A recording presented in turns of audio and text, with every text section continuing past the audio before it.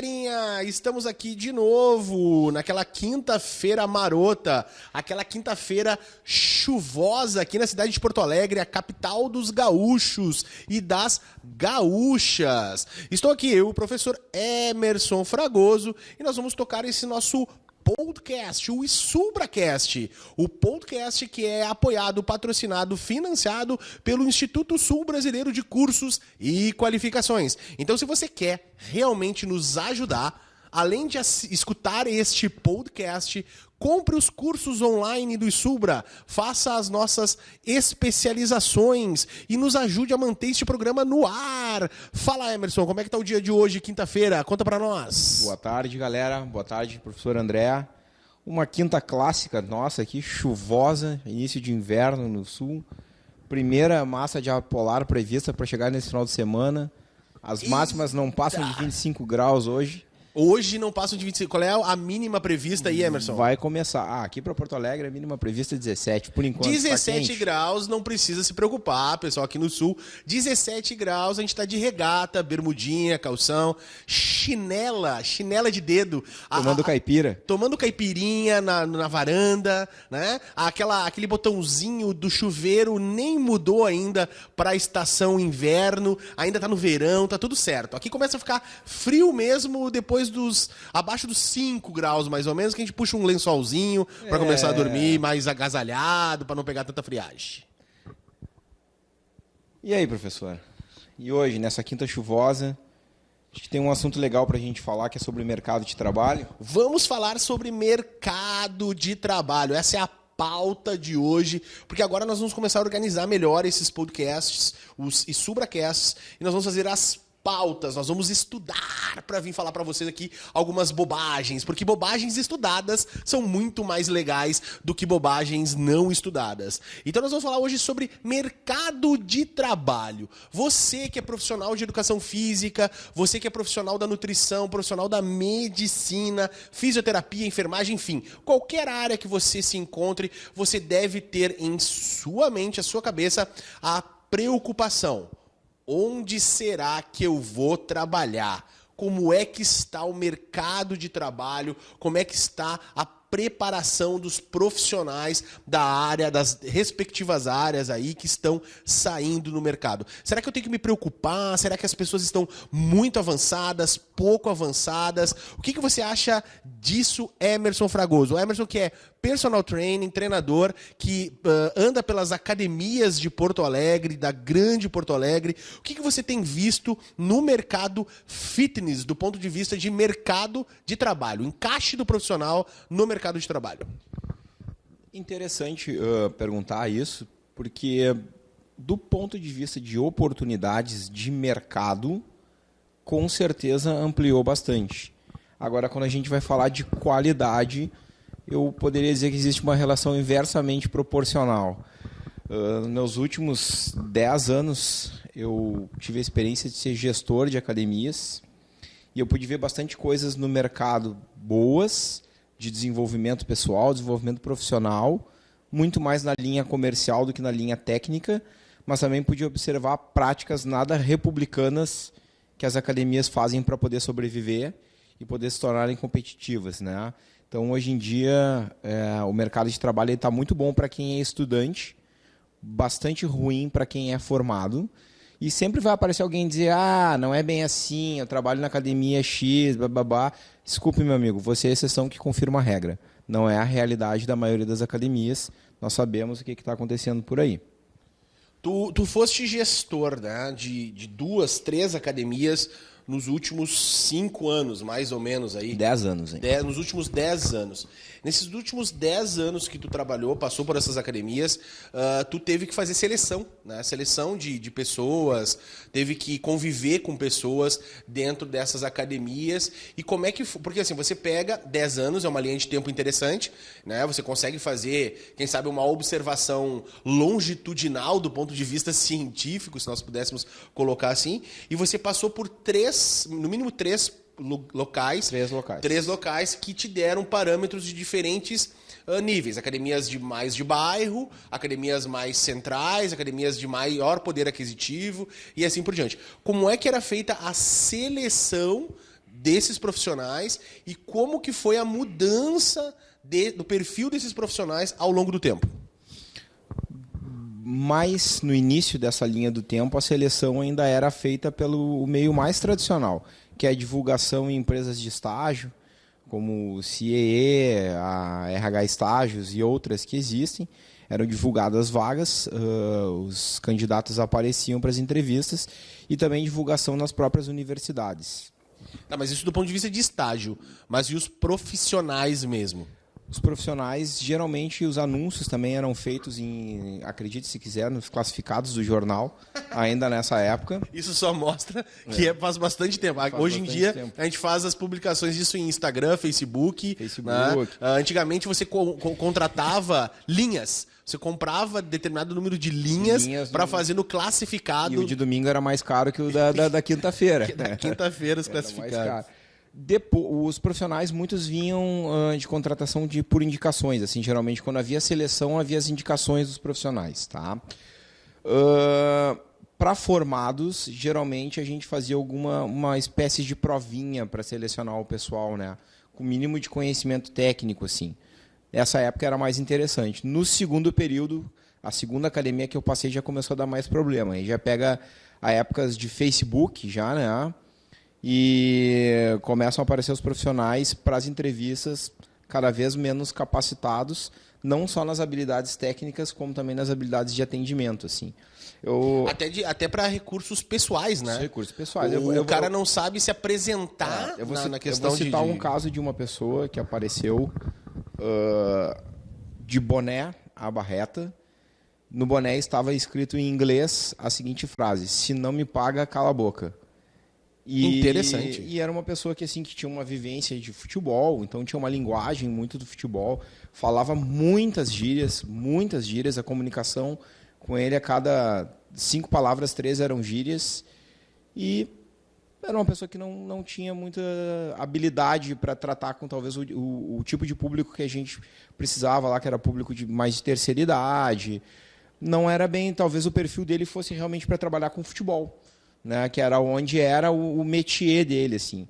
Então, para citar assim, o quanto as pessoas às vezes aparecem um pouco despreparadas. Talvez uma coisa que tenha mudado ao longo desses 10 anos, que era uma impressão que eu tinha, tá? Não está baseado em dados estatísticos. Não está baseado em dados estatísticos.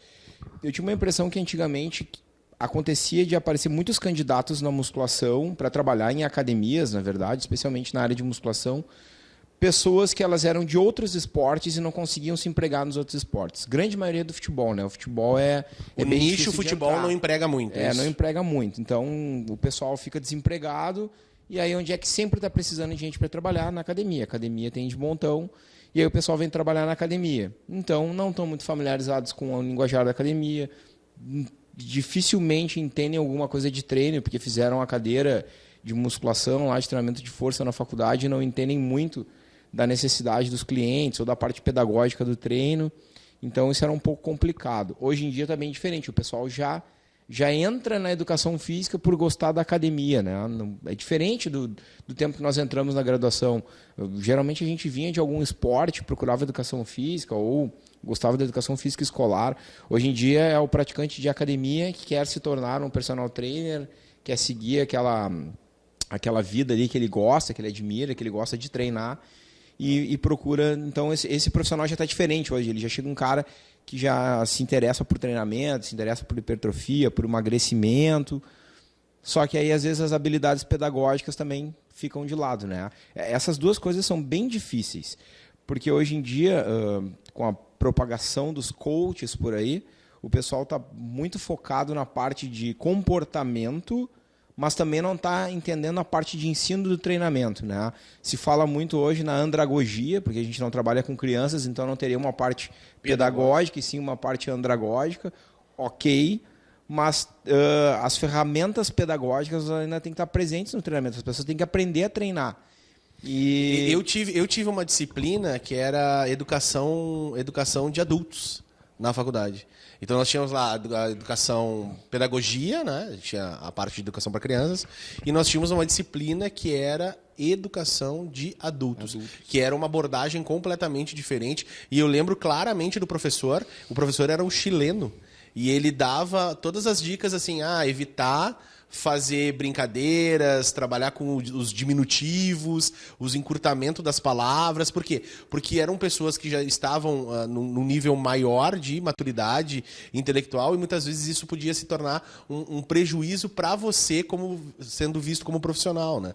Então isso é bem interessante. Tu tocaste numa coisa bem legal a respeito de mercado de trabalho, né? A academia ela acaba sendo o porto seguro da grande maioria dos profissionais que não tem o mercado que desejariam, né? Ou que estão interessados, futebol, esportes, qualquer outra área afim, e eles acabam entrando na parte de academia, ou se tornando donos de pequenos centros de academia, né, de esportivos, ou trabalhando como personal, como profissionais liberais, ou instrutores de academia, professores de academia de forma geral.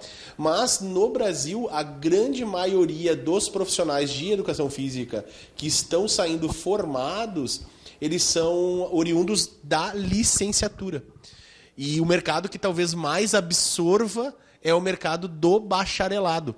E aí a gente tem algumas epidemias interessantes assim, em cidades do interior, e eu posso falar que do interior do estado do Rio Grande do Sul e de alguns estados que eu viajo, a grande maioria dos profissionais de educação física que estão atuando em academias são licenciados. E eles estão, então, contra a lei.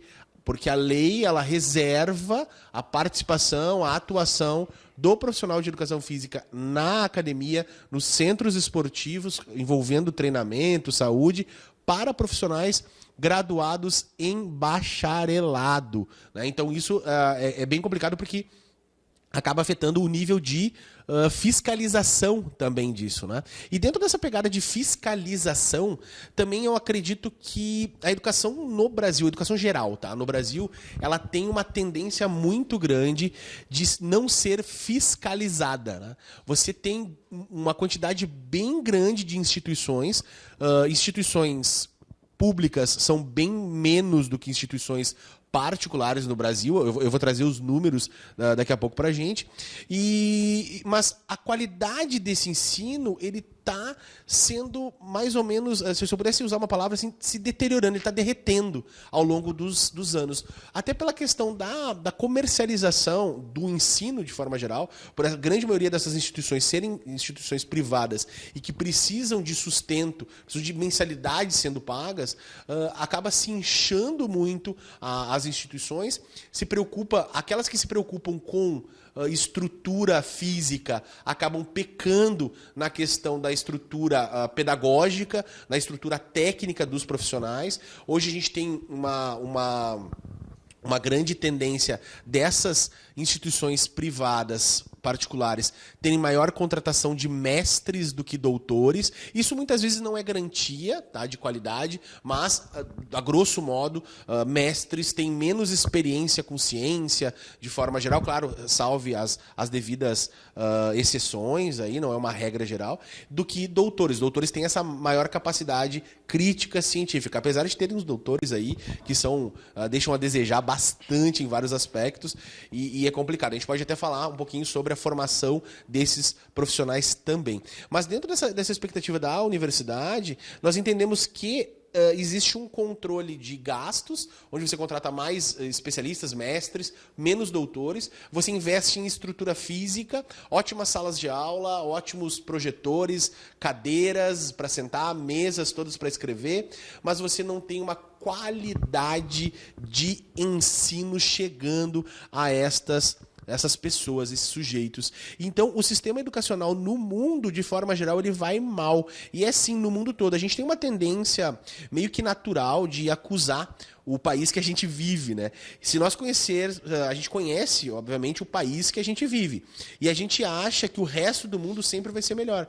Em vários aspectos, isso realmente é verdadeiro. Outros países, por exemplo, desenvolvidos, eles vão apresentar uma tendência a ter menos violência, a diferença salarial também é menor. Isso talvez justifique essa generalização que a gente tem, que ruim aqui, ótimo lá.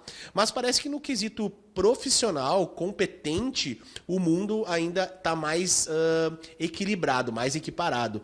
É que é aquela velha situação, que a equiparação não é tão legal nesse aspecto. Não faz muito tempo a coisa tem piorado. Em meados de 2014, o Brasil passava por uma crise muito maior de falta de mão de obra qualificada. Eu lembro que o Brasil, nessa época, tinha um campo de crescimento muito grande da construção civil. E muitos profissionais da construção civil que trabalharam naquela época, eles não tinham qualificação nenhuma na área, porque faltavam tantas vagas e os salários passaram a ser tão atrativos que qualquer um se candidatava a ser um auxiliar de pedreiro, um auxiliar de campo de obra e assim por diante. E isso fez uma ramificação bem interessante no mercado. O que tu me diz a respeito disso nessa época aí, Emerson? Eu acho quase impossível a gente falar sobre isso sem cair dentro da política. Tá? Mas vai ser um assunto difícil, mas olha só. Vamos focar na questão de formação. A gente pode pensar assim, ó. Se a gente começar a entender o cenário de como é que o brasileiro se comporta desde a ditadura militar, porque a ditadura militar ela muda o ensino brasileiro e dá uma certa investida no ensino técnico. Isso é fato verdadeiro, tem seus méritos, ok? Só que o Brasil ele cria uma mentalidade de que vai ganhar bem no Brasil, vai ser doutor quem tem o 3º grau. Então, o brasileiro ele tem um fetiche pelo ensino superior. Tá? Eu falo isso sem medo de ser criticado. Existe um fetiche pelo ensino superior. Mas será criticado, né? Serei, claro. Existe um certo fetiche sobre o ensino superior. O que acontece? Quase uma tara.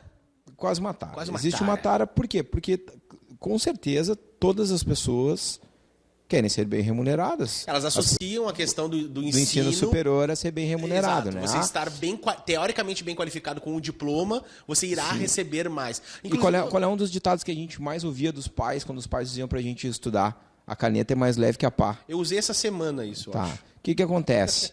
se criou tanto um consenso que fazer trabalhos mais braçais são coisas de pessoas menos cultas, eu ia dizer formadas. Burra, Mobral, sei lá, qualquer coisa. Culta é politicamente correto. Tá bom, bota aí, Newton. Bota aí. Então se criou essa consciência. Eu sei porque eu ouvi isso. Eu gostaria muito de lembrar que eu fui criança nos anos 80. Eu nasci no final dos anos 70 e fui criança nos anos 80. Isso fazendo tatuagem do ping-pong. Sim. Comendo chocolate surpresa que vinha com dinossauro na figurinha. Completei o primeiro álbum e comia Plock gigante, 2 sabores. Gigante, incrível. Pirulito chiclé, pirocóptero. Pirocóptero, que não é um elemento sexual para você que é novo, tá? Pirocóptero não tem nada a ver com sex shop. Era um brinquedinho que vinha com o pirulito. Era um pirulito com uma hélice, quando terminava de chupar o pirulito, encaixava a hélice no palitinho e fazia voar. Então, assim, eu cresci ouvindo essas coisas, tá? Meu pai dizia muito para que meu pai, por exemplo, ele tem só o ensino fundamental, mas ele sempre trabalhou na área administrativa e ele nunca conseguiu galgar cargos maiores por não ter o ensino médio. Então, meu pai sempre disse para que nós estudássemos para ter oportunidades melhores que a dele, tá? Então, tu vê o tipo de cultura que nós levávamos. O que acontece? Todo mundo ouviu isso dos pais para estudar. Que eu acho que nessa época era verdadeiro, porque você tinha tão poucas pessoas de nível superior na época que eu acho que o mercado era realmente eu me lembro que assim, quando eu entrei no ensino médio, ainda naquela época, eu estudei no Colégio Júlio de Castilhos, você tinha 3 opções, tá? Ou fazia processamento de dados, ou análises patológicas, que seriam ensinos técnicos, né? Ou poderia fazer um ensino formal que eles chamavam de PPT, Preparação para o Trabalho. Eu lembro disso. E eu escolhi fazer PPT. Quem estudava no colégio Protásio Alves podia fazer técnico em contábeis, quem estudava no Parobé podia fazer técnico em engenharia eletrônica e coisas do gênero. E eu me lembro que, por um motivo bem óbvio, tinha que fazer provas para entrar nessas escolas na época, né? Sim. Você saía do ensino fundamental, fazer uma prova para ser admitido nessas escolas. Eu passei nas 3 escolas. O sonho da minha mãe é que eu fizesse engenharia elétrica no Parobé e eu escolhi ir para o Julinho, porque era mais legal ser cabeludo e tocar no festival de bandas no Coleto na frente do Julinho. E o resultado foi que tu te transformou em professor de educação física. Tá bom. Tá. Isso é considerado o quê? Evolução ou regressão? Não, isso é uma derrota. Bom, tá. Dito isto, né, o que eu percebo, assim, que quando eu ingressei no ensino médio, ter o ensino médio ainda era garantia de bons empregos, Eu lembro disso de claramente, ganhar a minha bons mãe falava, salários, e pessoas que geralmente tinham ensino médio poderiam trabalhar na área administrativa de algum escritório, alguma empresa, cartório, sustentariam uma família tranquilamente. Eu não sei se tranquilamente era a palavra, mas você tinha menos preocupação. Menos preocupações. Só que no meio dos anos 90, quando eu estou ali no final do meu ensino médio, começa um boom de gente procurar a universidade. Eu me lembro que teve um ano que a inscrição da URGS foi gratuita para o vestibular. A fila fazia a volta no Parque da Redenção. Tu deves lembrar disso, acho que foi no ano de 92 que isso aconteceu. Se a gente buscar os dados históricos, vai lembrar. Desculpa te jogar isso na cara, mas 92 eu tinha 12 anos. Então eu não lembro muito. Bom, eu me lembro que tinha uma charge no jornal Zero Hora, que era sacaneando a idade um cara na fila perguntando pro outro, aqui que é a fila do vestibular, e o cara disse, eu não sei, era de graça e entrei na fila. Porque de tão grande que era a fila, saiu essa tira no jornal. E no Brasil, né, fila e de graça. De graça até injeção na testa. Vambora, né? Tá, e então sempre não perder o foco, a gente começa a ver uma preocupação maior ao ingresso nas universidades.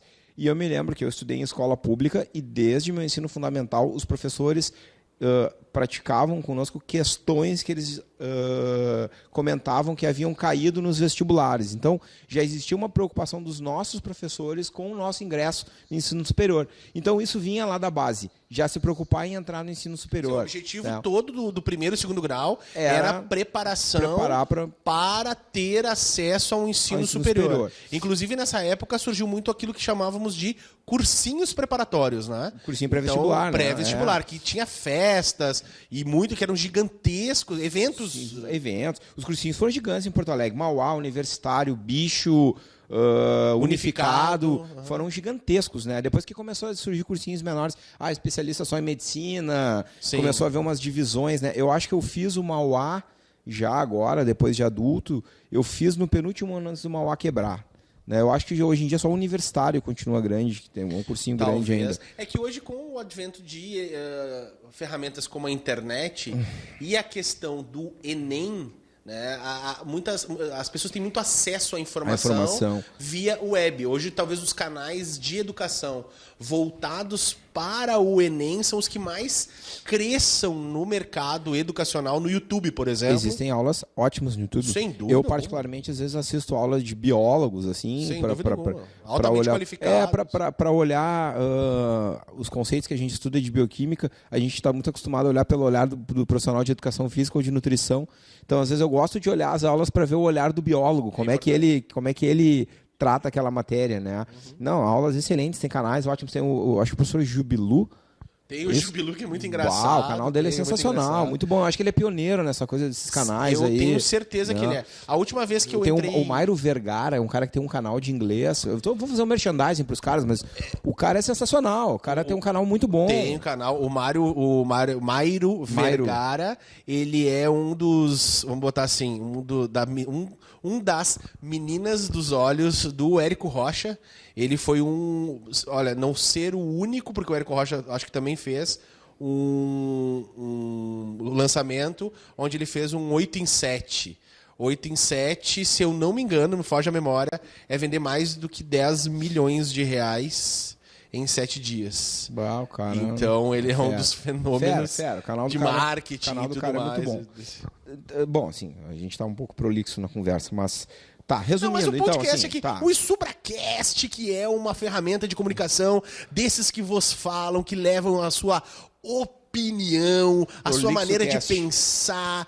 Você tá aqui para escutar a nossa conversa, é um bate-papo. Eu e o Emerson estamos aqui na quinta-feira chuvosa, tomando um cafezinho. Você que tem uma empresa de café, quer nos patrocinar, nós adoramos café. Pode ser café Pilão, Três Corações, Melita, Baggio, pode ser qualquer café bacana. O pessoal de Minas que está escutando, quiser mandar, pode mandar aqui, entra aí, pega o endereço do Subra, manda um pacotinho de café para nós, que nós vamos adorar. Aceitamos também cerveja artesanal, a gente gosta também. Tudo que é brinde a gente gosta de ganhar. Pode mandar que a gente aceita e faz publicidade. Então, resumindo lá o que eu estava falando. Então, começa a haver um desejo cada vez maior, um fetiche, como eu disse, pelo ensino superior. Tá? Eu não passei na Universidade Federal, fiz alguns vestibulares, não passei. Passei numa universidade privada, fiz. E agora eu vou cuspir muito no prato que eu comi, tá? Porque eu fui beneficiado pelo FIES durante o governo Lula. Foi ótimo, me proporcionou ter um ensino superior, só que eu vi que o FIES abriu as portas do inferno também. Porque chegavam pessoas nas instituições, e eu vou falar da instituição que eu estudei, completamente despreparadas. Com ensino básico muito ruim, com português ruim, e eu acompanho, estou envolvido diretamente com o ensino, acompanho que está piorando. Está piorando. Por quê? Porque, pelo menos quando eu fiz o vestibular na instituição privada, foi vestibular, com prova de química, de matemática, de física. Tá, hoje em dia as instituições fazem uma redação. Eu acredito que daqui a pouco você vai passar na frente da instituição, eles vão te pegar pelo pescoço e fazer a tua matrícula. Vamos fazer. Né? Vamos trazer um dado aqui, ó, para a consultora do IPM, tá? O IPM, que é o Instituto Paulo Montenegro, tá?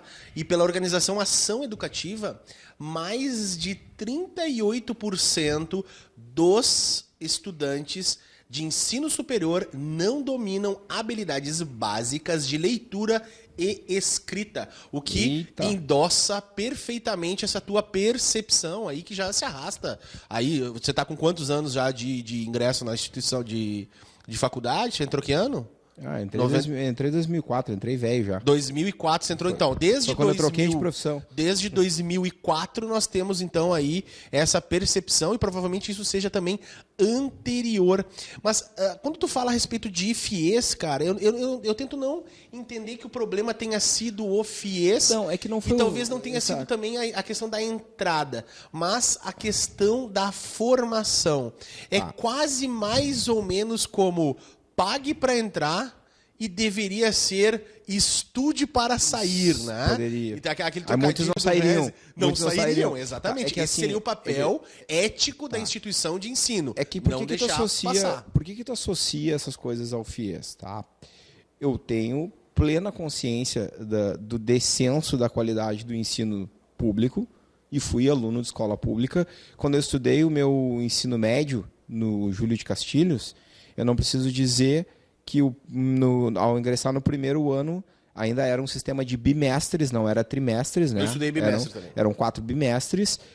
Eu tive professor de geografia no bimestre 1, não tive no 2, aí ele voltou no bimestre 3, deu algumas aulas, quase não apareceu no 4, teve uma prova, nós fomos aprovados. Incrível. Quando eu estava no segundo ano... Alta capacidade de conhecimento em geografia. Eu não tive professor de inglês durante todo o primeiro bimestre.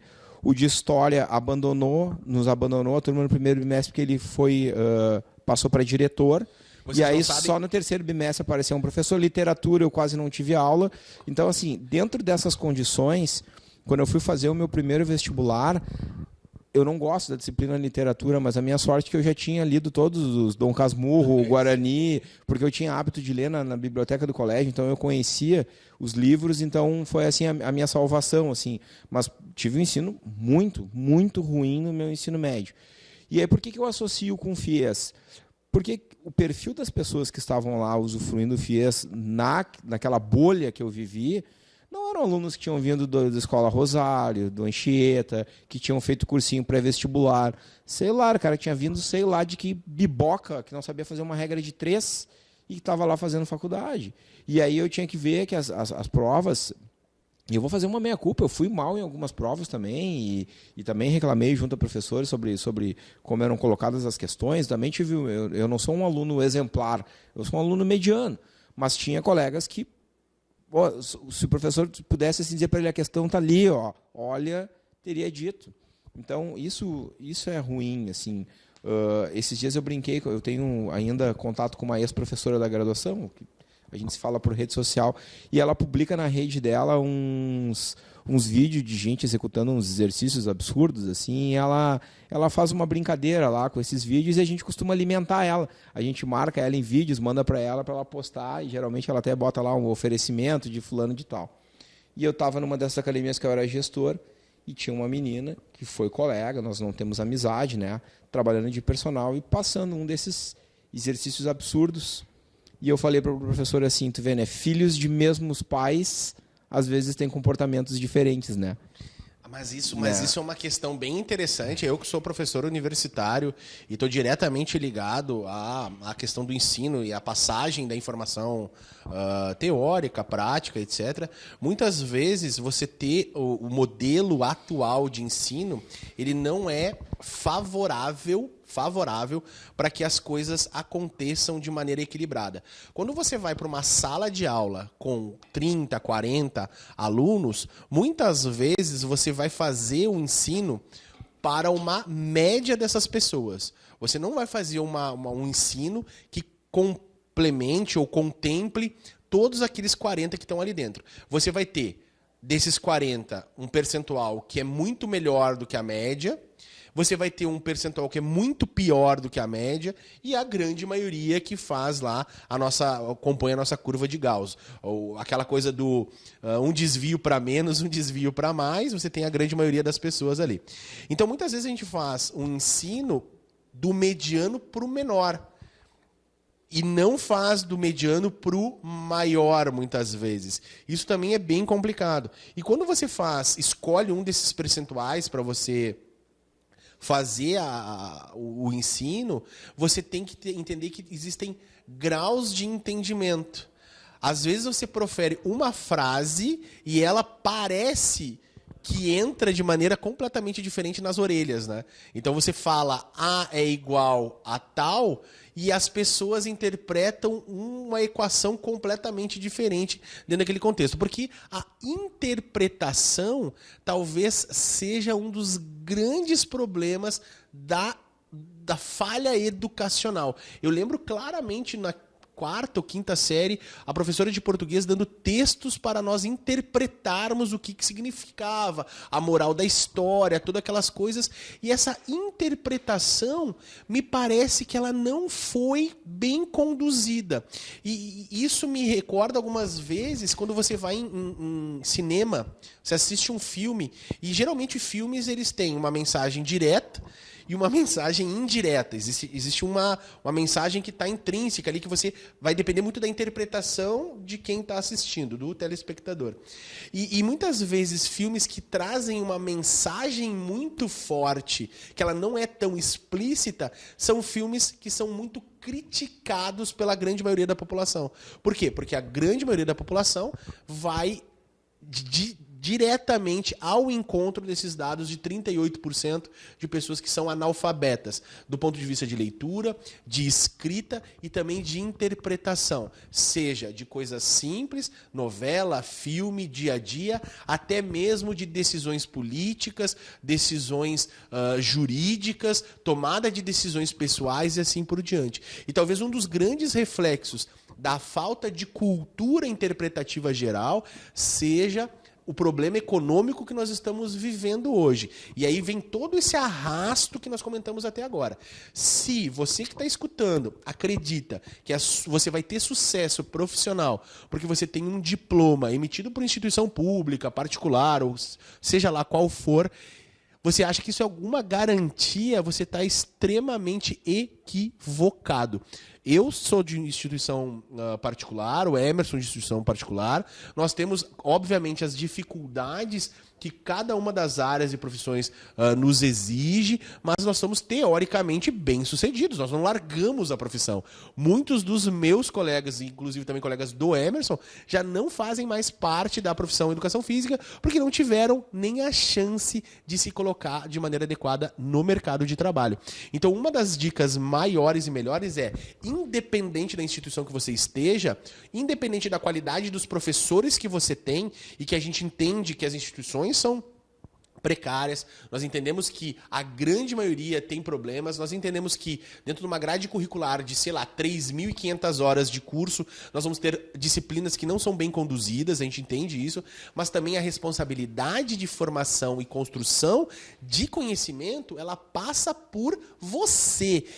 Eu tive ótimos professores, não posso reclamar, tive ótimos professores, mas eles não foram a maioria.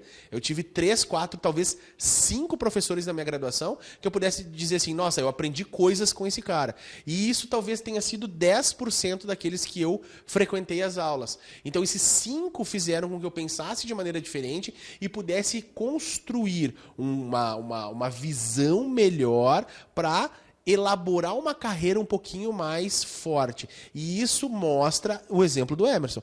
Numa mesma disciplina, na mesma turma que existiam vários sujeitos ali tendo aula, alguns entenderam o recado da formação porque continuaram estudando e progredindo. Outros não. E aí vai muito da capacidade de entendimento, de interpretação de cada um de vocês que está escutando.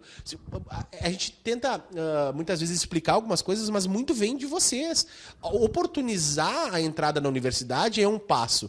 Estar na universidade é outro passo. Aproveitar a oportunidade é outro passo. Você tem que se permitir evoluir no processo educacional, formação de caráter. Muitas vezes a gente enxerga os meninos, as meninas chegando na universidade com 17 anos, 18 anos, que nem tem uma formação de caráter, não tem uma formação ética ainda bem construída. Porque vem de uma família desestruturada ou de uma família que tem uma estruturação, mas não tem uma cultura de discussão ética, política, religiosa, financeira, né? Você não discute as coisas dentro da sua própria unidade e aí você precisa depender da construção que é feita dentro da instituição de ensino. O que você acha disso, Emerson?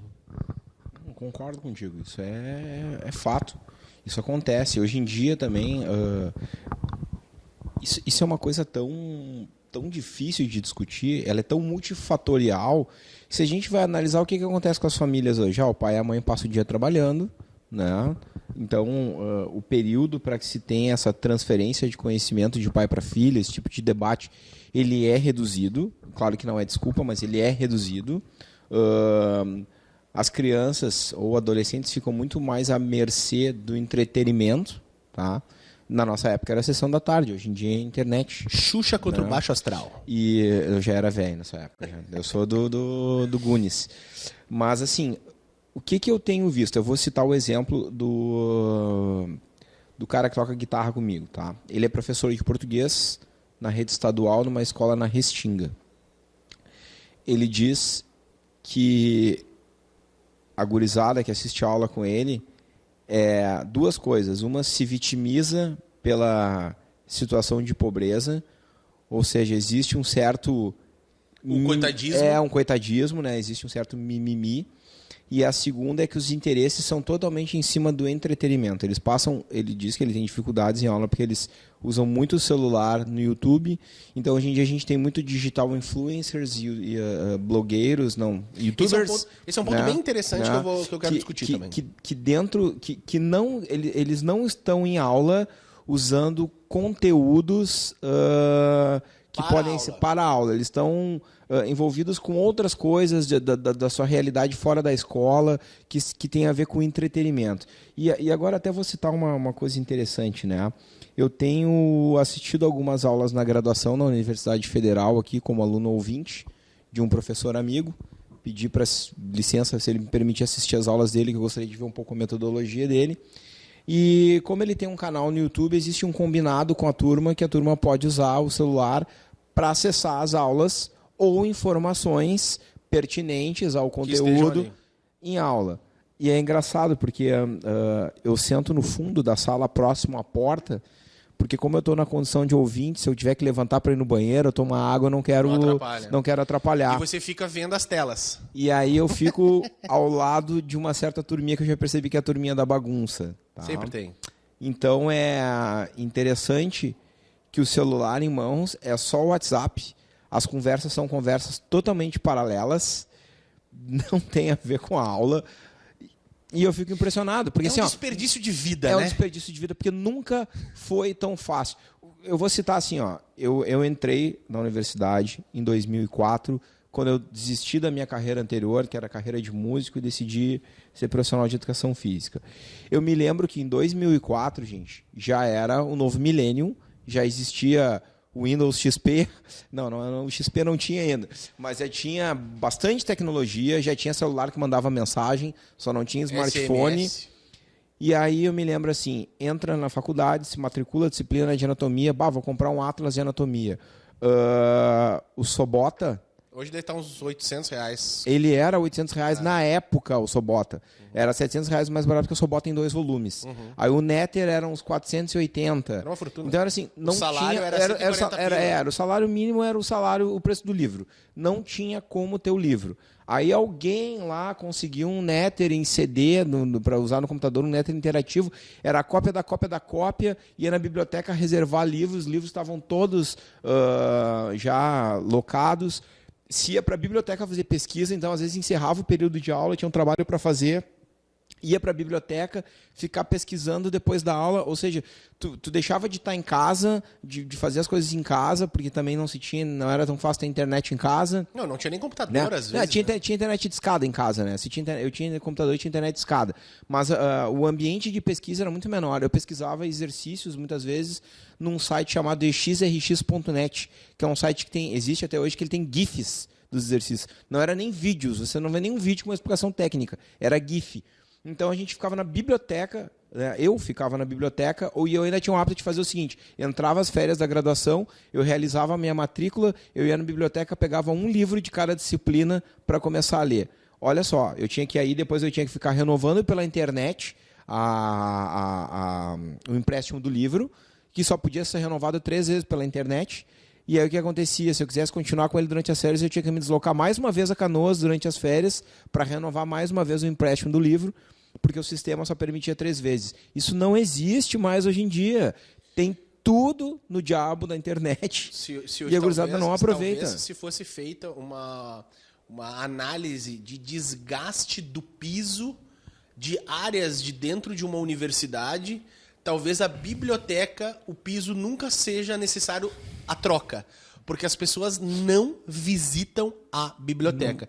Se você for numa universidade uma faculdade que eu dava aula, no centro acadêmico, conversando com uma das bibliotecárias numa das reuniões grandes que nós tivemos, a bibliotecária disse o seguinte: os alunos que menos frequentam a biblioteca são os alunos da educação física. Por isso que tem aquele ditado que é esconder dinheiro de um profissional de educação física, esconde num livro.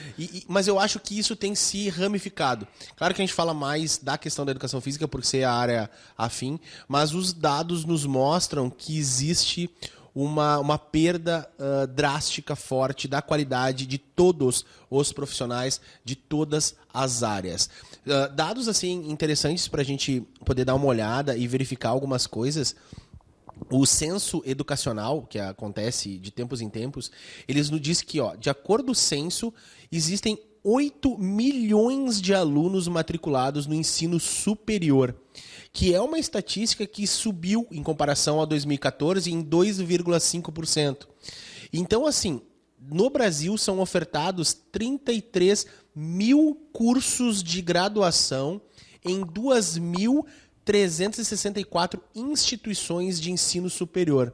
Em 2017, o Brasil ele tinha 296 instituições de educação de nível superior públicas e 2.152 privadas. Ou seja, as instituições privadas representam 87,9% da rede de ensino superior.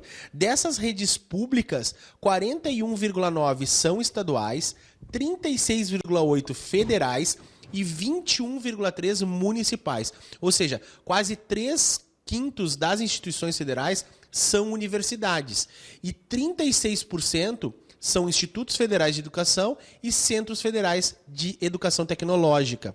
Para a gente ter essa ideia toda, as faculdades mesmo, elas são 2.448 unidades e as universidades 199 que existem no Brasil. Ou seja, nós temos bem menos universidades que vão estar compostas por professores doutores, níveis de pós-graduação stricto sensu, lato sensu e assim por diante. Então são dados bem interessantes nisso. O ensino de nível superior no Brasil é dividido nessas duas questões, né, de particulares, privadas e as públicas, e metade dos alunos desses 8 milhões estão no ensino público.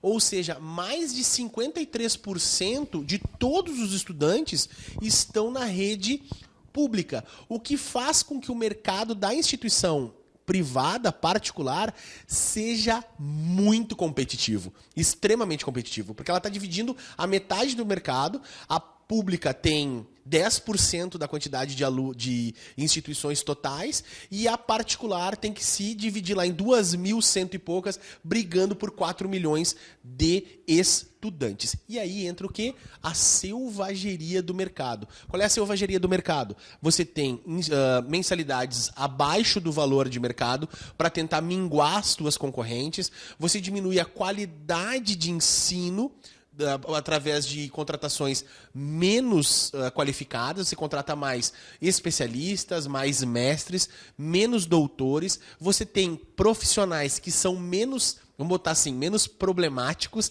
Quais são os profissionais menos problemáticos? Quando você contrata um professor de alta qualidade técnica, científica, um cara que é mais culto, mais politizado, a tendência é que ele seja muito mais exigente.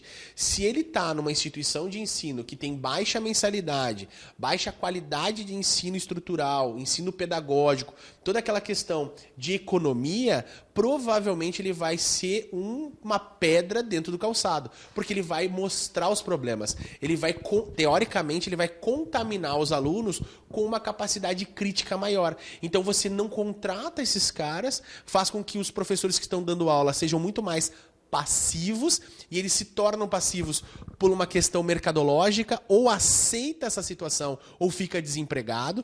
Existem instituições grandes no Brasil que dominam grande parte do ensino privado, que dão apostilas pré-determinadas, pré-construídas para os professores darem apenas aquilo de matéria na sala de aula. Isso é extremamente sufocante para um professor que tenha capacidade de raciocínio. Por quê? Porque tira a liberdade poética da discussão da ciência mais filosófica, que vai gerar, no meu entendimento, uma capacidade de raciocínio. E eu pego a informação do Emerson lá do tempo da ditadura, quando se deixou o ensino superior muito mais técnico. O ensino técnico, ele é importante, sem dúvida alguma. Existem várias carreiras e profissões que dependem disso e necessidades da sociedade que precisam do ensino técnico. Entretanto, o ensino técnico, ele não exige tanta capacidade de raciocínio. Ele é muito do fazer, sem pensar os porquês. Mas quando nós falamos de ensino superior, quando nós falamos em países de primeiro mundo, que eu desejo que um dia o Brasil seja, nós precisamos de pessoas que tenham a capacidade de raciocinar, de resolução de problemas. Quando você faz a resolução de problemas, você permite gerar conhecimento, você permite gerar tecnologias. E conhecimento, tecnologias são produtos de venda. E um país que exporta tecnologia, que produz conhecimento, passa a ser um país mais rico em aspectos culturais, financeiros, políticos e todos aqueles outros que você queira analisar. É só você olhar para a Austrália, Nova Zelândia, países nórdicos que investem fortemente na questão do ensino de raciocínio. Israel é um exemplo claríssimo disso. Existem maratonas, existem Olimpíadas de produção de conhecimento e informação para gerar tecnologia. É um grande exportador de tecnologia. E nem daria para se dizer que é um grande país do ponto de vista territorial, né? Produz, inclusive, eu sou um amante de vinho, então assim, se você quiser me dar um presente, manda vinho aqui também, vinho é legal.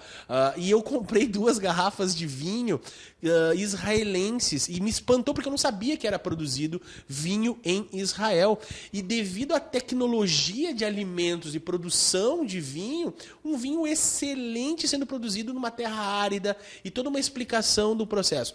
Muitas vezes terras que no Brasil são muito parecidas. Você vê a capacidade de irrigação do Vale do São Francisco, por exemplo, que há muitos anos atrás era um semiárido, né, sem produção nenhuma, hoje produz frutas, vinhos para exportação. Então, você ter essas tecnologias, você ter um ensino que permita raciocinar é muito importante. Eu não sei o que o Emerson acha disso, mas... Eu concordo plenamente contigo. Uma pena que ultimamente a mentalidade está indo para o lado contrário disso. Eu vi uma entrevista essa semana sobre o movimento Escola Sem Partido. Eu tenho um pouco de dúvida do caráter, né? Eles não querem doutrinação, eu concordo com isso. Eu também acho que desenvolver o raciocínio e apresentar ambos lados. Mas na prática não é bem o que eu estou vendo. Mas beleza, não vamos entrar nessa seara aí. A minha crítica às instituições particulares é a seguinte. Existe uma pressão para que os alunos sejam aprovados. Sim, porque um aluno reprovado, ele é um aluno que cancela a matrícula, não entra receita na casa, se não entra receita, não entra pagamento, blá, blá, blá. Claro, qualquer abobado que olhe 2 colunas de uma planilha Excel sabe raciocinar sobre isso. A questão é a seguinte, cabe à educação e à saúde terem as mesmas lógicas de mercado? Essa é a questão. Será que é para a educação e para a saúde seguirem as mesmas lógicas de mercado? É só assim, entra e sai, administração financeira simples assim. Passa o cara, depois o mercado seleciona. Não seleciona. Eu contratei muitos desses profissionais que eu tentei treinar e não deu, eu tive que dispensar, e eles vão ser pessoas frustradas lá na frente, e eles vão rodar ou vão se empregar em alguns lugares e vão fazer maus trabalhos, parte culpa da incompetência deles, parte da formação deles, que é o que acontece. A última academia que eu fui gestor, e eu fui gestor 2 vezes dessa mesma academia, é uma academia de clube. Em termos de legalidade, foi um dos melhores lugares que eu já trabalhei. Não existe pingo fora do i lá, não tem nada obscuro, é tudo dentro da lei, tudo certinho, todo mundo é bem remunerado. Tu chegou lá para uma reunião, bate ponto, ganha curso, ganha treinamento, tem almoço, tem tudo. Cara, um ambiente propício para crescer. Corporativo muito bom de trabalhar. Mas, como todo clube, tem um ambiente político também um pouco difícil de trabalhar, mas corporativamente muito bom de trabalhar. E lá eu era preceptor de estágios obrigatórios, né? E aí, 2 ocasiões, 2 estagiários da mesma instituição particular fazendo estágio curricular. E um dia um me perguntou sobre uma determinada execução do exercício, qual era a diferença de um e outro. Eu falei assim, que um é cadeia cinética aberta e outro é cadeia cinética fechada. E pasmem, este aluno do 8º semestre, formando, disse assim para mim, não estou familiarizado com esses termos. E eu, oi? Cadeia cinética, cadeia aberta, fechada, cinesiologia, disciplina do 3º ou 4º semestre, dependendo da instituição, biomecânica, pelo menos. Não sei o que é.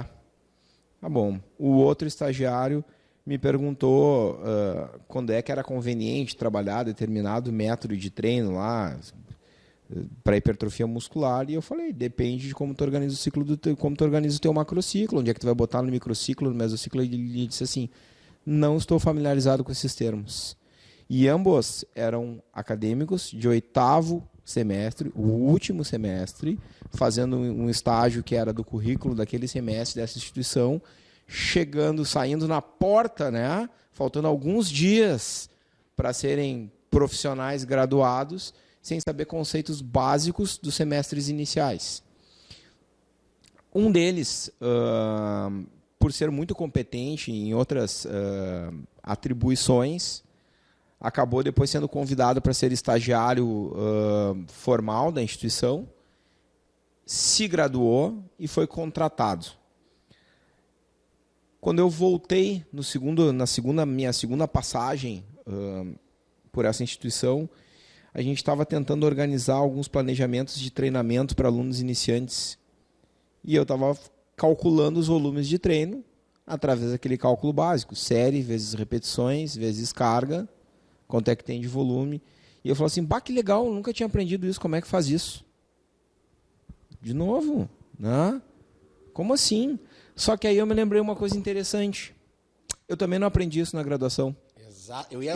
Eu aprendi isso quando eu fiz um curso com o Arthur Monteiro, lá Arthur Guerrini Monteiro, e acabei comprando o livro dele no final do curso, que é um livro só de conceitos básicos, assim, né? Um livro de personal trainer, e aprendi algumas dessas coisas de macrociclo, mesociclo, lendo. Então, eu percebi que muitas das coisas que eu aprendi durante os anos que eu fiz graduação, eu aprendi muito mais nos cursos de extensão que eu fiz do que dentro da graduação, né?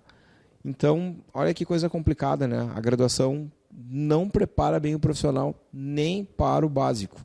Mas aí é que tá. E aí eu fico pensando assim, a gente culpa muito as instituições. Mas e será que o professor que está ali também não deveria ser cobrado? Óbvio. Como um prestador de serviços, né?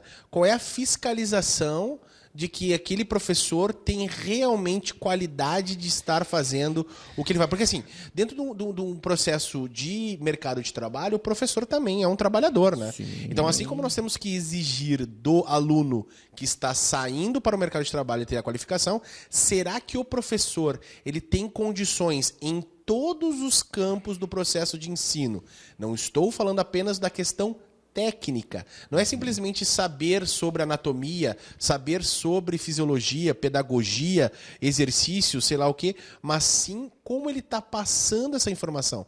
Qual é o grau de entendimento sobre ciência, evidência, como é que ele trata isso dentro da sala de aula. E aí vem as novas, eu vou botar como novas, mas as tendências educacionais, onde nós temos um tratamento da informação de forma muito mais baseada em métodos socráticos, métodos filosóficos, intitulados como storytelling, onde nós temos desafios, motivações. Então, o professor também precisa fazer o meia-culpa, fazer a análise do processo de será que a minha aula ela é atrativa o suficiente? Será que eu estou me atualizando para ministrar a aula para estes alunos que têm mudado rapidamente a questão de prestar atenção em aula, dos interesses, do trato com a tecnologia? Será que o modelo que nós estamos aplicando no Brasil frente à aula é um modelo adequado? Será que nós precisamos de tantas horas assim, sentados em frente a um professor, ministrando, proferindo aula? Ou será que nós poderíamos encurtar isso, deixando menos tempo com o professor para dúvidas e dedicar mais tempo para leituras, para vídeos, para elementos interativos, para laboratórios práticos de aplicação daquela informação teórica que foi vista? Talvez um modelo já aplicado em instituições inglesas, europeias, americanas e que parece estar demorando para chegar no Brasil. Eu acho extremamente cansativo ficar 3 horas, 4 horas escutando um professor falando sobre uma determinada matéria. Eu acho que é muito tempo para se manter concentração, por exemplo. Eu acho interessante tu falar isso, porque se a gente vai analisar, realmente é verdade. Será que as metodologias estão adequadas para isso? Para esse público, né? Eu acho que a época que eu entrei na graduação era o boom do PowerPoint. Poucos professores usaram quadro. Era tudo slide sem parar. Tá? Uma velocidade de informação muito grande, né? Muito grande. E eu tenho uma prima que é graduada em administração e agora, depois de alguns anos graduada, ela é dançarina, resolveu fazer o sonho da vida dela, que é educação física, e está fazendo. E ela me reclamou no primeiro semestre, na disciplina dela de bioquímica, né? ela ligava para mim, me mandava o WhatsApp, né? Ligar também é coisa de gente velha. Mandava o WhatsApp com dúvidas, porque disse que o professor passava muito rápido os conteúdos, não respondia e-mails e não tinha tempo para tirar dúvidas em aula. Pô, como assim, cara? Sabe? Exato, né? É errado. Mas é aquela necessidade de você vencer o conteúdo. Exato. E aí eu vou dizer assim, uma coisa impressionante, tá? Primeiro, trabalhar contigo e ver como tu dá aula é um troço espetacular, a coisa da montagem da aula para levar a um conhecimento, tá? Agora, outra coisa que tem me impressionado bastante é essas aulas desse professor amigo que eu disse que eu estou assistindo a aula. O cara só desenha gráfico no quadro a aula inteira. Só gráfico. E tu sai entendendo pra caralho da aula dele. Mas aí é que tá. Quem sai entendendo? Né? Bom, eu pelo menos saio entendendo, né? Daí, talvez mas eu concordo que é uma metodologia ótima. Eu acredito eu assim, uso essa metodologia. A turma é bem grande, tá? Eu vejo que a interação da turma é pouco. É legal, boa. é bem ok. Tirando esses que são a turminha da bagunça, assim, é ok. E eu sei direitinho ali já quem é que são os que provavelmente foram bem na prova, os que entendem. E hoje até aconteceu uma coisa interessante. Ele apertou assim a turma sobre conteúdos de 4 aulas atrás. E o pessoal veio processo por processo, direitinho, bem montadinho. Porque tem um detalhe que é diferente da aula construtiva para a aula expositiva, né? Na aula expositiva é muito conteúdo, tu fica decorando aquelas mensagens, e naquela aula construtiva ele vai fazendo tu entender o processo. Você vai contando a história e vai envolvendo as pessoas no processo. E aí as pessoas acabam aprendendo e entendendo realmente aquela questão, né? Eu até tive uma conversa com ele esses dias, eu falei, cara, é uma covardia a aula que tu dá para a aula que eu tive, e isso que a professora que me deu a aula era boa, né? Mas é uma covardia. Então, na tua questão assim, sobre qualificação dos professores, tá? Eu acho que sim, os professores têm que seguidamente rever essas metodologias e tem que ter discussões de plano pedagógico. Eu acho que isso é urgente, a revisão de como você ministra os conteúdos é urgente, essa discussão. E o profissional de educação física, no meu entendimento, não só de educação física, tá? De todas as áreas, deveriam ter uma prova nos formatos da prova da OAB ao se formar. Isso aí ia dar muito problema. Tu ganha título de bacharel, ok, agora eu quero atuar. Bom, tu tem que fazer uma prova do conselho para passar. Porque eu não sou um cara fã de advogados, desculpem vocês advogados, mas vocês leem pra caralho, interpretam pra caralho, estudam muito. Tá? Para passar na prova da OAB, o cara é pica, o cara é bom, o cara lê pra caramba, tem que ler bastante, é muita lei, interpretação da Constituição, direito romano, termo em latim. Sim, eu tiro o chapéu pro que vocês fazem, tá? O cara que é advogado, o cara é no mínimo bom, assim, tá? O cara que vai nessa área é bom. E talvez essa prova aí seja um balizador disso. Tá? Eu me lembro que há uns anos atrás teve a discussão para ter essa prova para medicina. Teve estudante de jalequinho na rua, nos Rodaranha, protestando contra ter essa prova. Ué, mas estão com medo de quê? Ué, tu não é bom? Vai lá, faz a prova e passa, vai te habilitar para trabalhar, e acho. E eu me lembro que no tempo do Orkut tinha uma comunidade no Orkut que era eu apoio prova de capacitação do CREF, alguma coisa do gênero assim. Para você que está escutando esse podcast, Orkut seria talvez o pai do Facebook, mais ou menos dentro dessa lógica, tá? Então, sim, tem que ter. Eu tive recentemente, eu tenho uma aluna que ela trabalha com metodologia ativa de ensino. Tá? A gente já discutiu isso num outro podcast. Eu acho que sim. Realmente ela é uma metodologia que ela se dá melhor no curso de medicina. Que talvez o nível de base é legal. Mas aí tu falou uma coisa interessante agora, que é onde eu vejo uma aplicação da metodologia ativa. Tu falou assim, não deveriam ter mais aulas de aplicação, prática. Eu acho que assim, a metodologia baseada em problemas poderia ter. Na instituição que eu estudei, o curso de fisioterapia tem um hospital-escola. Isso é legal, porque lá eles aprendem na prática algumas questões. Tem uma academia lá na instituição, mas não tem os alunos da graduação trabalhando nessa academia. Então eu acho que poderia ter esse tipo de questão. Né? Poderiam chegar estudos de casos para os acadêmicos de alunos da academia para serem discutidos. Porque, vamos ser honestos, quem é hoje numa academia de Porto Alegre que está completamente preparado para atender um aluno cardiopata? Pouquíssimo. Não, os caras vão fugir, caminha devagarinho na esteira, faz um alongamento, não pega peso, não sabe nada de resposta pressórica, não sabe nada sobre angina, Não sabe nada de nada. E isso é ruim, porque a gente é para trabalhar com saúde. Dentro desse contexto que tu falaste aí, Emerson, a respeito de trabalhar com saúde, eu fiz um levantamento aqui, busquei alguns dados interessantes de 15 cursos mais procurados no Brasil em 2018, 5 são da área da saúde. A gente tem enfermagem, educação física, fisioterapia, psicologia e nutrição. Para você ter uma ideia, enfermagem são 524 mil enfermeiros no Brasil. No Rio Grande do Sul, 25 mil. Educação física, em 2015, 35 mil estudantes se formaram na graduação. 35 mil em 2015 entraram no mercado de trabalho. Fisioterapeutas, 262 mil. Psicólogos, 342 mil, 22 mil só no Rio Grande do Sul. O Rio Grande do Sul perde só para São Paulo em números de psicólogos formados, graduados. Só paulista tem mais problema que a gente, então. Eu acho que é uma questão numérica. Mesmo, né? Paulista é maior, São Paulo é maior. Tem mais gente.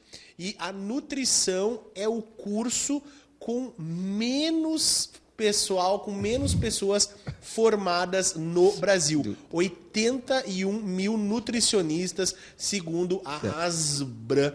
Então, talvez sejam profissões que a gente possa entender que tem uma área promissora. Quem sabe a nutrição ainda tenha bastante área para expansão dentro dessa linha de saúde e desempenho. A nossa área tem. Eu vou fazer uma piada. Em termos absolutos, São Paulo tem mais doidinho que o Rio Grande do Sul, mas em termos relativos, o Rio Grande do Sul é mais maluco, então. Talvez. Eu estava ouvindo um podcast esses dias muito interessante sobre as profissões do futuro das profissões, tá?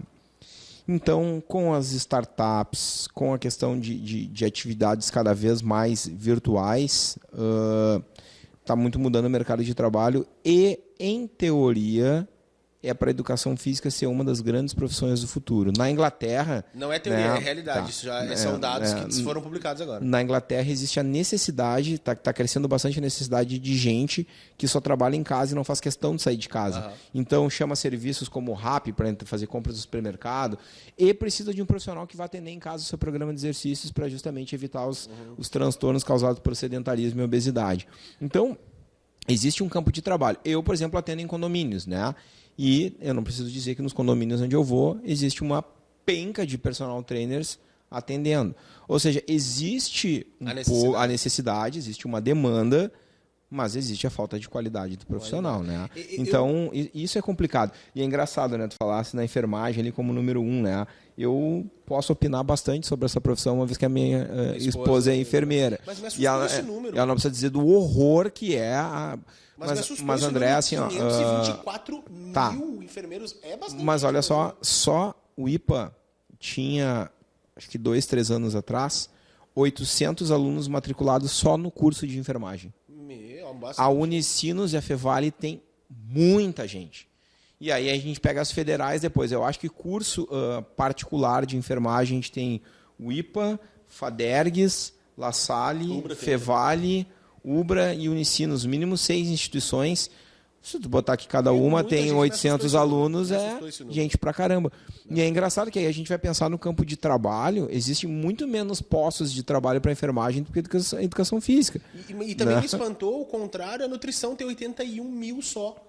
No Brasil todo, me deixou curioso, assim. Não sei se é porque eu transito bem na parte nutricional, tenho vários alunos, amigos... Nós conhecemos muita gente da nutrição, né? Mas me espantou esse número da Asbram. Eu fui esses dias dar aula na pós, lá em Pelotas. De 14 alunos da turma, tinha um rapaz só, ele era o único da educação física. As outras 3 meninas eram todas nutrição. Né? Assim, eu fiz um levantamento de pontos a serem considerados, tá, a respeito do mercado de trabalho dos próximos 10 anos. Tá? Eu fui um pouco elástico na questão de tempo. Talvez isso seja aplicável de maneira mais precisa nos próximos 5 anos. Mas o profissional, de forma geral, ele vai ter que ter vínculo total com os canais de comunicação digital. Então, eu acredito que os profissionais vão ter que aprender a fazer a questão do YouTube, o podcast, trabalhar o Instagram, as redes sociais como plataformas que devem fazer parte do dia a dia dele como estudante, como profissional, para ele se comunicar com a sociedade de forma geral. O suporte contínuo de produção de conteúdo. A produção, a editoração de texto, áudio, vídeo, ele vai ter que se instrumentalizar nesses processos. A aplicação e a tendência de entender um pouco sobre marketing digital. Os grupos que ele vai frequentar e as formações devem ser de professores que também saibam se comunicar, sejam objetivos e possam melhorar a questão da evolução profissional. Aquilo que hoje se conhece como mentoria. Foco em qualificações curtas de nível de extensão e certificações de até 100 horas para que a gente possa fazer uma atualização constante. E ele vai poder também optar por especializações híbridas, especializações EAD e especializações tradicionais. Todas elas, essa tradicional, toda ela sendo rodada em presencial. As híbridas, 12 meses de duração com módulos EAD inseridas, que é o nosso modelo de especialização hoje aqui do Isubra, é esse modelo híbrido. Também o modelo EAD, por fatores de distância, muitas vezes a boa informação não chega em todos os cantos do país. Então é um modelo interessante desde que seja um EAD bem construído, bem científico, bem didático. E as especializações tradicionais, essas sim, elas vão ser mais caras, elas vão ser de uma infraestrutura condizendo com o valor cobrado e vão ter duração mínima de 18 meses presenciais com muita base teórica e aplicação prática. Eu acho que o profissional que hoje está saindo no mercado, ele quer essa interação. Ele ter a teoria, mas ele ter a transferência quase que simultânea para a prática, para a tradução daquilo como aplicação de forma geral. Eu estou quase virado no CEO da Tesla, tá? Eu estou fazendo previsões futurísticas. Elon Musk. O Elon Musk. Eu sou o Elon Musk do SubraCast. E eu digo assim, ó, em 5 anos, 70% das instituições de ensino superior de capital privado ou elas vão ter que se remodelar de maneira drástica, ou terá sido um prazer ter conhecido elas na sociedade, porque elas vão fechar se não houver essa remodelagem para aceitar, para entender e para formar melhor os profissionais do mercado de trabalho. O problema é que o modelo de remodelação que eles estão caminhando é ter um professor tutor de todas as disciplinas e baratear os custos, né? Então, eles estão errados. Eles estão usando uma linha de abordagem, assim, uma linha de sobrevivência dentro do mercado. É perigosa, uma linha perigosa. É uma perigosa, entendeu? Eu sempre fico pensando assim, ó, o que você quer fazer como empreendedor, como administrador? Você quer passar a atualidade, o momento bem e resolver os problemas mais agudos para os próximos 12 meses? Ou você quer fazer um planejamento de perpetuação? Você quer fazer um processo que seja mais lento, mas seja muito mais sólido, que vai fazer com que a instituição tenha uma durabilidade talvez centenária. Então isso é muito do que você quer. Se você quer fazer uma passagem estanque, rápida, você vai, faz marketing digital, você faz promoções, você faz fundos, mas isso não dura para sempre. Quer uma estrutura melhor, quer um tempo de mercado maior, você precisa investir em laboratórios, em qualificação de professores.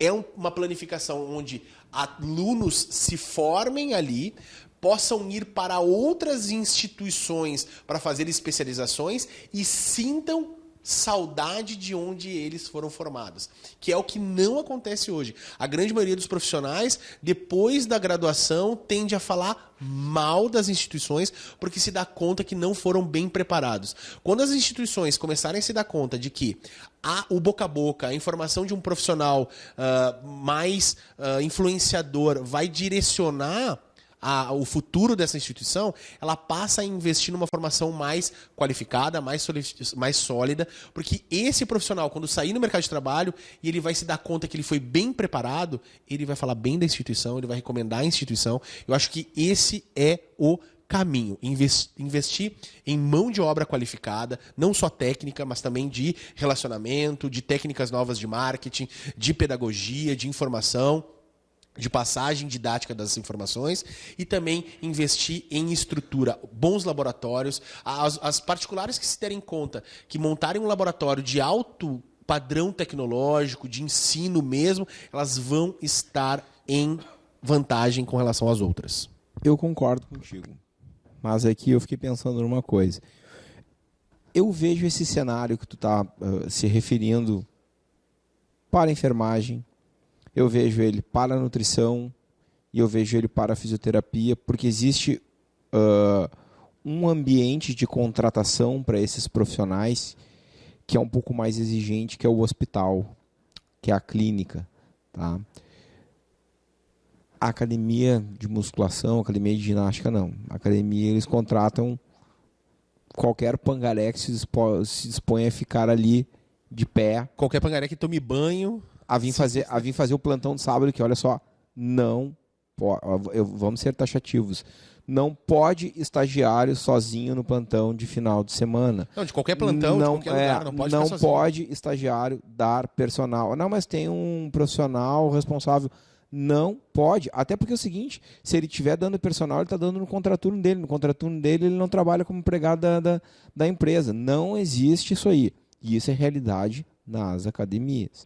As academias impulsionam para que o estagiário tenha aluno de personal, para que aumente a sua renda, aumente a sua fidedignidade com a empresa, que ele entregue mais para a empresa, porque a empresa permite que ele dê personal lá, blá, blá, blá, blá, blá. Falta fiscalização, tá? punição para a empresa, né? Sabe que tem assim, ó, a gente pode falar sobre o aspecto legal, que é assim, ó, não, o estagiário não pode dar personal, ponto final, é legal, é lei, fim de papo, concorda, não tem nem o que discutir.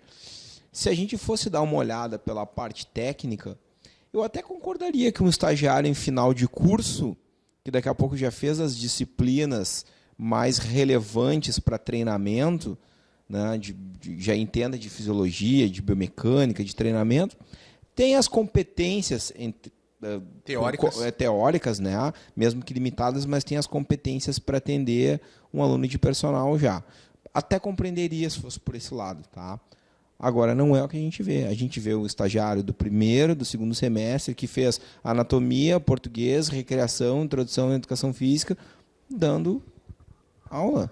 E tem um fenômeno que é essas certificações internacionais, que fazem cursos de 15 dias com 16 horas, que passam uma fórmula de bolo, e os caras estão fazendo isso. Segunda-feira eu estava no condomínio dando aula, tinha um indivíduo que eu sei que ele não é formado, eu sei que ele é estudante, ele me conhece, ele me cumprimentou, uniformizado com a roupa de um box de crossfit, fazendo um treino que, evidentemente, ele trouxe de lá. Porque, chama a polícia. Né? Chama a polícia e faz a denúncia na hora. Eu sou um cara que denuncio bastante ao Conselho Regional de Educação Física. Faço bastante denúncias e vou dizer aqui que eu fiquei bem magoado com o Conselho quando eu fiz uma denúncia de um indivíduo que estava se auto-intitulando como o único que tinha curso para dar crossfit para crianças. Apareceu em matéria de TV, matéria do ZH, e eu fiz a denúncia, e o Conselho Regional falou que eles não podiam se embasar em matérias de... Eles não podiam se embasar em rede social. E eu disse, não é rede social, é o site oficial da Zero Hora, está aqui, ó, segundo caderno, o link, e canal oficial da SBT, o programa de televisão com a entrevista do cara. Eles disseram que não podiam ir lá baseado nesse tipo de denúncia, né? Eu compreendo o lado do Conselho, que o Conselho alega que quando eles recebem uma denúncia, eles vão ao posto e não encontram um determinado profissional lá que foi denunciado trabalhando. Se eles voltarem no outro dia, o dono do estabelecimento alega que está sendo perseguido pelo Conselho Regional de Educação Física, né? Eu compreendo, só que assim, ó, não cabe ao dono do estabelecimento chorar, Ao contrário... Não, cabe ao dono ser punido. Cabe ao dono ser punido, ou então o seguinte, fazer questão de ter o conselho regional lá dentro, para dar credibilidade à instituição dele, dizer, olha, nós temos parceria com o conselho, seguidamente ele vem aqui olhar. Não, o conselho é visto pelos profissionais como inimigo. Eu canso de ver na página do conselho, gente inclusive reclamando de coisas que não são pertinentes ao conselho. As pessoas não sabem o porque que o conselho faz. Porque a aula está tanto, não sei o quê. Meu amigo, isso aí é... Sindicato. Vai na Assembleia. Eu fui na Assembleia. 7 pessoas na Assembleia. Mas é que daí a gente entra de novo no contexto cultural, político, legal. Não tem como fugir. Não mas tem, assim, as pessoas são... Então, assim, eu vejo as pessoas reclamando do conselho e aí, a maioria das vezes, eu entro nesses debates no Facebook e falo, você já fez sua denúncia? Denuncia. Tem que denunciar. E, assim, e se você acha que o conselho regional, seja ele qual for, de nutrição, de medicina, de educação física, de enfermagem, não está fazendo o seu papel, não está cumprindo com o regimento que lhe compete, vá ao Ministério Público. Cobre do conselho. Vá na polícia, e denuncie. Claro. Não pode, é ilegal. Cobre do conselho. Não adianta chegar e reclamar que o conselho cobra caro para entregar uma agendinha no início do ano. Não é a agenda que o conselho lhe entrega. O conselho lhe dá respaldo para trabalhar. Denuncie, cobre do conselho. Cobre de todos. Cobre do conselho, exatamente. E essa cobrança é interessante. Uma das coisas que também tem sido colocado é que, conforme a educação do aluno aumenta, a capacidade de exigência do aluno também cresce. Se você é aluno de ensino superior e você não está satisfeito com o ensino, com aquilo que estão lhe entregando, converse com o coordenador de curso, converse com o professor, faça uma rebelião, toque fogo em tudo, né? Vai lá e coloca, porque você está cumprindo, você está pagando por um serviço que não está adequado. É para isso que existe o CA, o centro acadêmico, onde se reúnem os alunos. Os alunos também têm uma voz política dentro da instituição, seja ela pública ou particular. Vocês têm que entender o poder que vocês têm com relação a isso.